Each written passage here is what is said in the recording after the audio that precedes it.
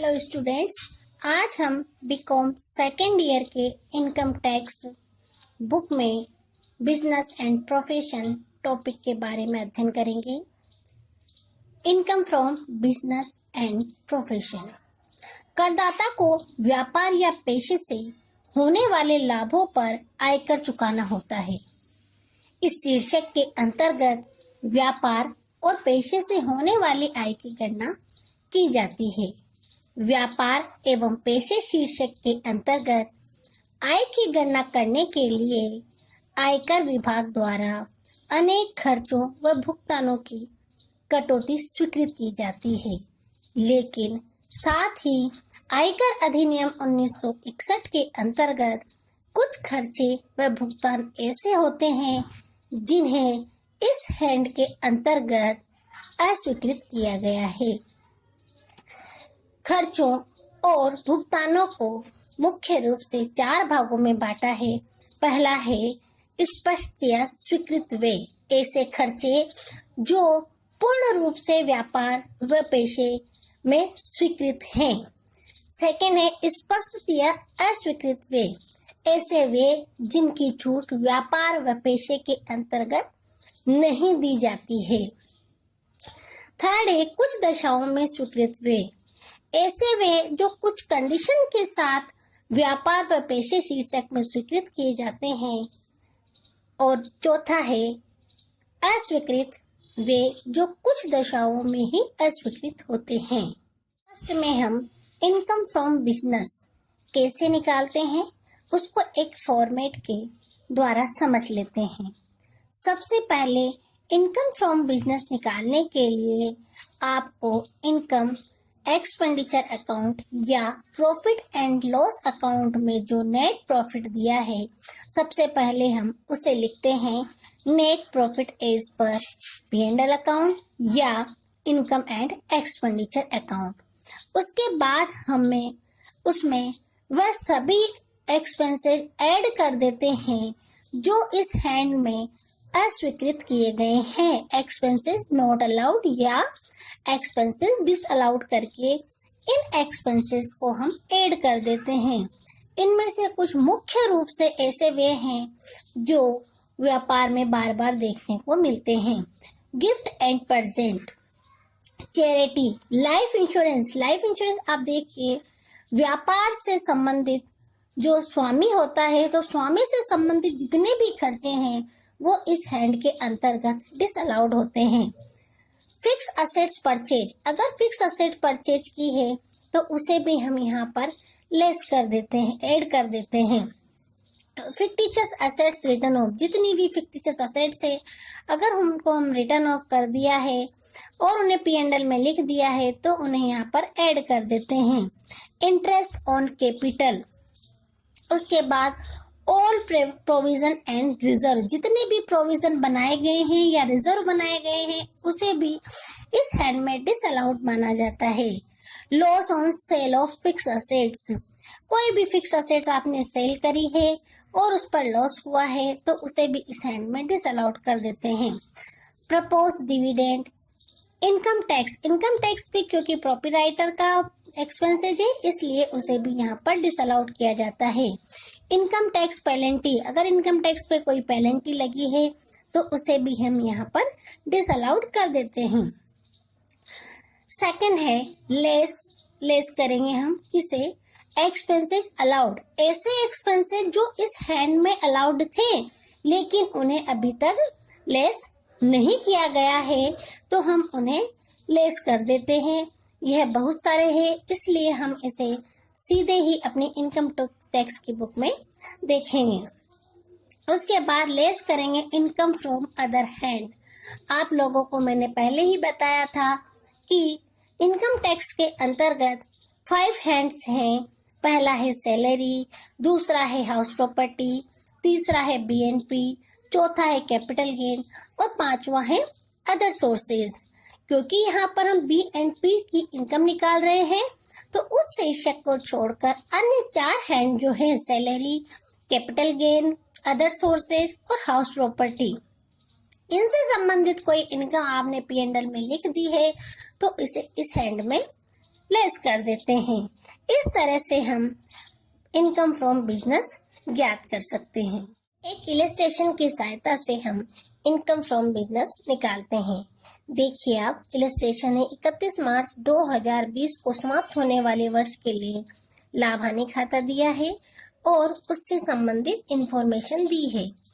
अब इंफॉर्मेशन और P&L की सहायता से हम इनकम फ्रॉम बिजनेस निकालेंगे। तो अभी मैंने आपको फॉर्मेट में बताया था कि सबसे पहले हम लेते हैं नेट प्रॉफिट। तो हम इसमें नेट प्रॉफिट देख लेते हैं कितना है, 28,250। तो हमने यहाँ पर सबसे पहले लिखा है income from net profit as per P&L account 28,250। उसके बाद हम ऐड करेंगे एक्सपेंसेस नॉट अलाउड या एक्सपेंसेस डिसअलाउड।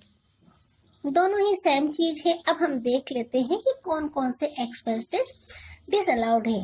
तो हम क्वेश्चन में सैलरी अलाउड है, ट्रेड एक्सपेंसेस अलाउड है, रेंट एंड टैक्स अलाउड है, डिस्काउंट और अलाउंसेस अलाउ है, एडवर्टाइजमेंट भी अलाउंस है, गिफ्ट एंड परजेंट यह डिसअलाउड है, इसे हम ऐड कर देंगे।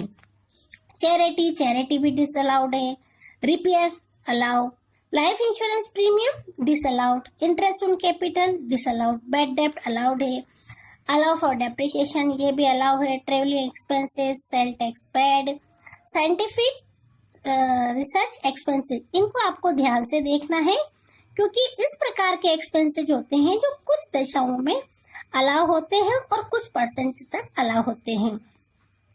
Copyright purchase, copyright fix asset से ये परचेज इसको डिसअलाउड कर देते हैं।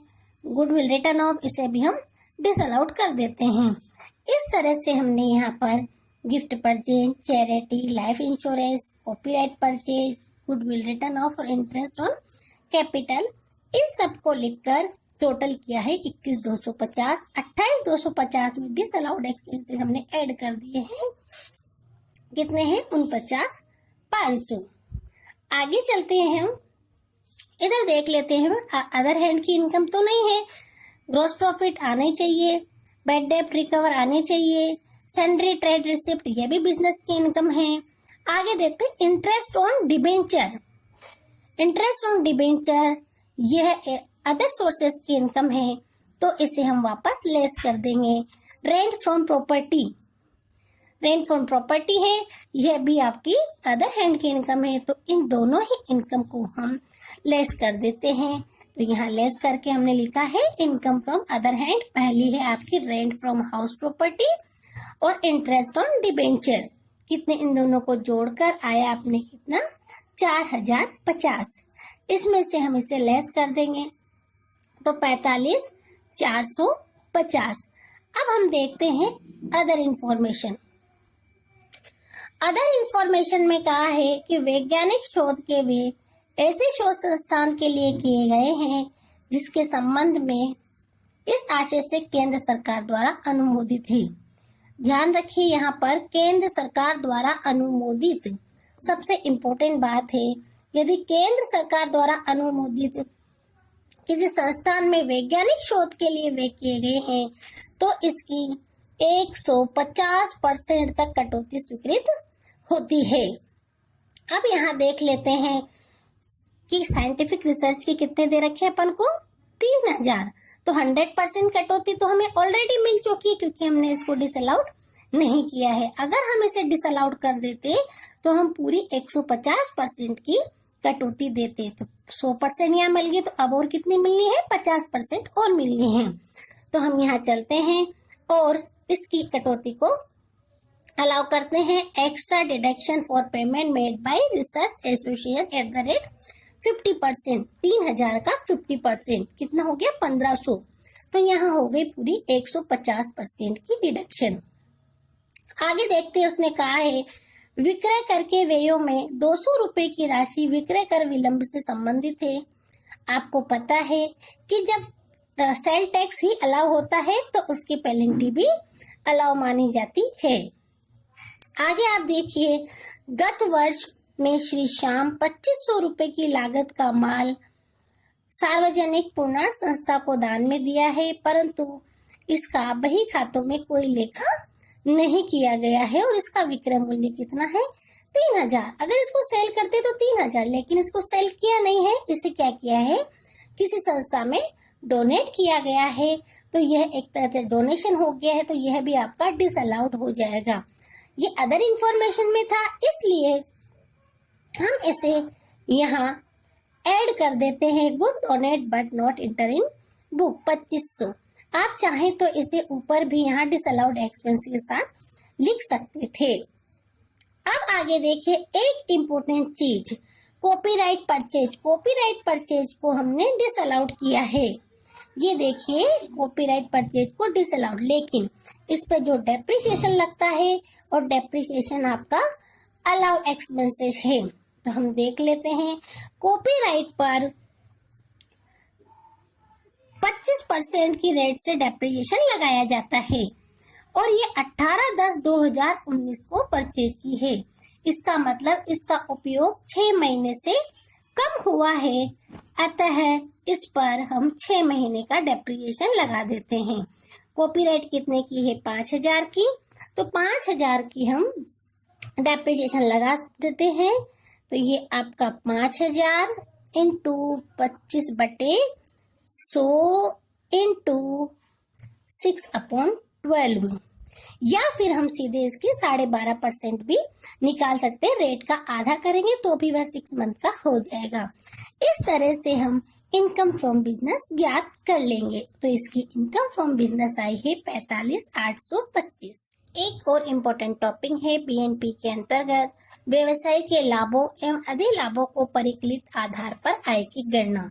विशिष्ट प्रकार के व्यवसाय, जिसकी अंडर सेक्शन है 44 AD। 44 AD के अंतर्गत हम आय की गणना किस प्रकार करेंगे कुछ विशिष्ट व्यवसायों के लिए, तो देखते हैं। इसको कैसे पता चलेगा कि 44 AD के अंतर्गत आता है, तो आपको ध्यान रखना है, यदि करदाता धारा 44 AE में निर्दिष्ट माल वाहन चलाने, किराए पर देने या पट्टे पर देने, ये तीनों ही 44 AE के अंतर्गत आते हैं। इन्हें छोड़कर किसी अन्य व्यवसाय में लगा है और उसकी सकल प्राप्तियां लास्ट ईयर में 2 करोड़ से अधिक नहीं है, तो वह 44 AD के अंतर्गत आने वाले व्यवसाय हैं।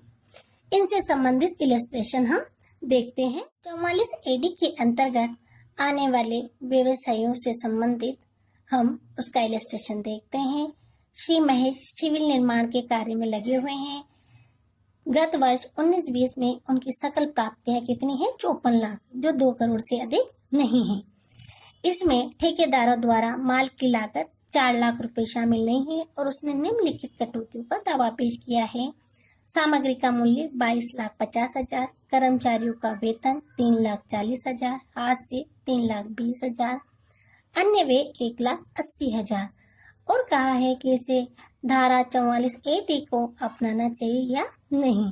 तो हम देख लेते हैं यहाँ पर इसकी सकल प्राप्तियां कितनी हैं, 54 लाख। 54 लाख का हम कितना निकालेंगे, 8%। 54 लाख का 8% निकाला है तो निकला है 4,32,000। ये है इसका कर देता 44 AD के अंतर्गत। अब हम देखते हैं दूसरी तरह से इसकी कर देता कितनी आती है। तो टोटल रिसिप्ट इसकी कितनी है, 54 लाख, और उसमें से जो खर्चे हुए हैं, सामग्री का मूल्य, वेतन, हास्य और अन्य वे, इन सबको ऐड करा है तो आया है 30,90,000। 54 लाख में से 30,90,000 घटाने पर इसकी टोटल रिसिप्ट निकली है 23,10,000। तो मिस्टर महेश को 44 AD के अंतर्गत परिकलित आधार पर जो आय की गणना की गई है उसे अपना लेना चाहिए।